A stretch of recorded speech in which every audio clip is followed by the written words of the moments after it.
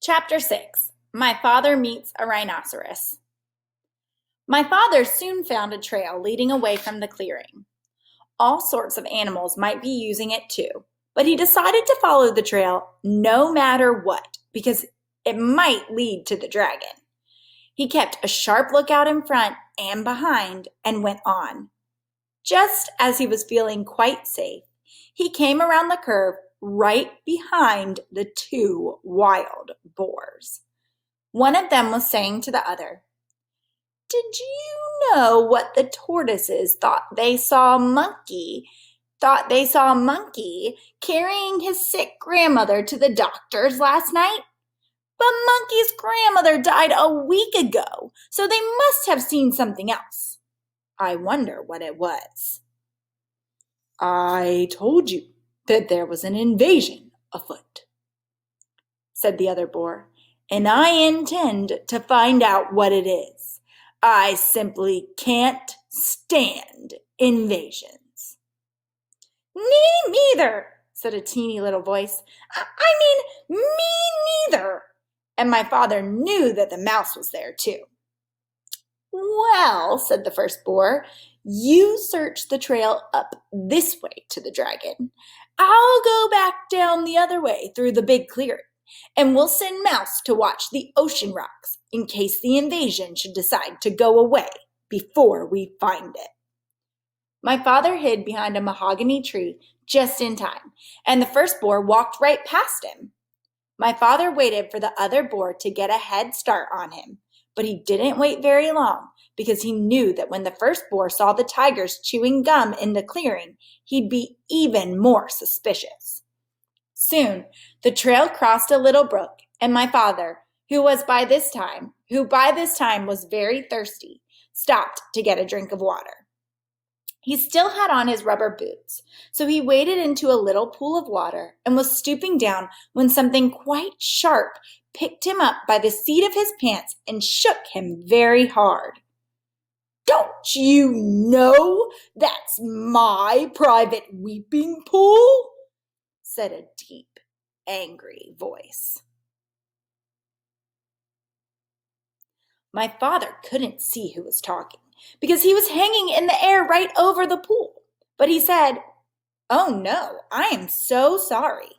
I didn't know that everybody had a private weeping pool."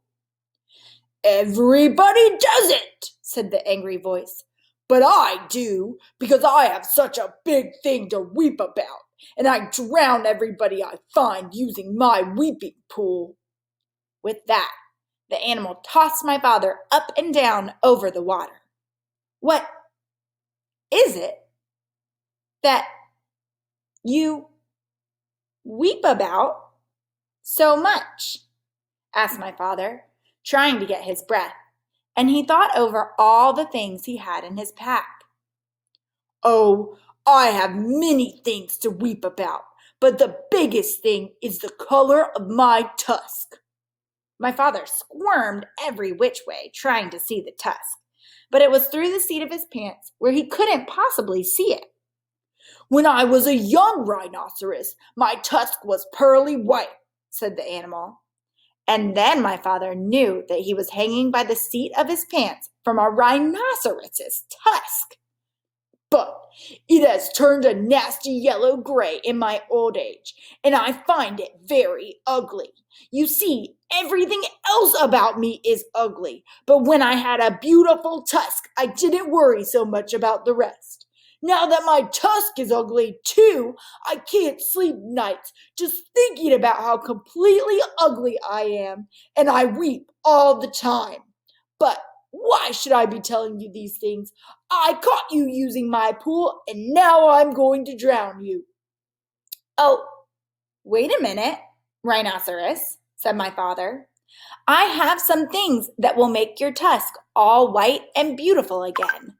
Just let me down and I'll give them to you."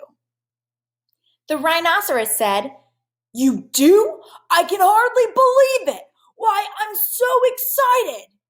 He put my father down and danced around in a circle, while my father got out the tube of toothpaste and the toothbrush. "Now," said my father, Just move your tusk a little nearer, please, and I'll show you how to begin. My father wet the brush in the pool, squeezed on a dab of toothpaste, and scrubbed very hard in one teeny spot. Then he told the rhinoceros to wash it off. And when the pool was calm again, he told the rhinoceros to look in the water and see how white the little spot was.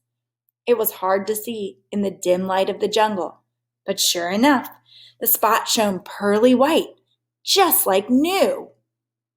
The rhinoceros was so pleased that he grabbed the toothbrush and began scrubbing violently, forgetting all about my father. Just then, my father heard hoof steps, and he jumped behind the rhinoceros. It was the boar coming back from the big clearing where the tigers were chewing gum.